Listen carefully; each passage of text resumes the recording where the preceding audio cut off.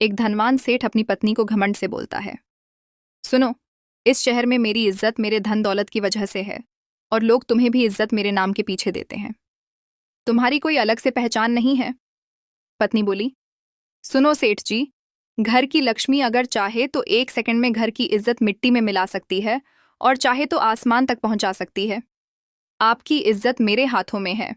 सेठ हंसकर बोला, तो फिर मौका आने पर दिखा देना। अब शाम को सेठ के घर एक महफिल जमी। मित्र, रिश्तेदार, जान पहचान वाले लोग हंसी ढटोली कर रहे थे। तभी अचानक सेठ का सबसे छोटा बेटा जोर जोर से रोने लगा।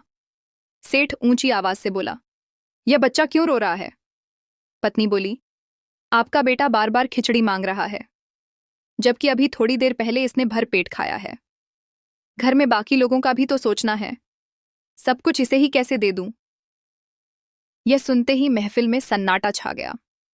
लोग आपस में बात करने लगे कि इतना बड़ा सेठ और घर में खिचड़ी का झगड़ा। सेठ का चेहरा लाल पड़ गया, उसकी इज्जत वहीं धूल में मिल गई। रात को सेठ अपनी पत्नी के पास गया और बोला, ठीक है, मान गया, आज तुमने मेरी इज्जत सबके सामने गिरा दी, अब इसे वापस लाकर दिखाओ।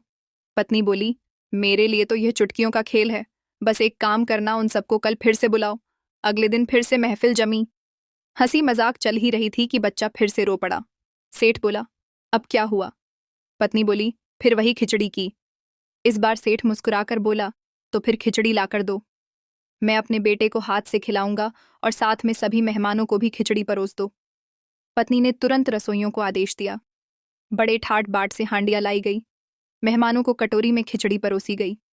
लेकिन वो साधारण खिचड़ी नहीं थी, उसमें केसर की खुशबू, बादाम, काजू, पिस्ता, किशमिश और घी की महक। यह खिचड़ी नहीं बल्कि एक शाही व्यंजन था। सभी मेहमान एक दूसरे को देखकर सोचने लगे, इनके घर की खिचड़ी ऐसी है तो इनके भोजनों का स्तर कैसा होगा? सेठ के घर की रही की चर्चा पूरे शहर में फैल गई। सेठ अपनी पत्नी के सामने हाथ जोड़कर बोला, मान गया, घर की औरत चाहे तो इज्जत बना भी सकती है और बिगाड़ भी।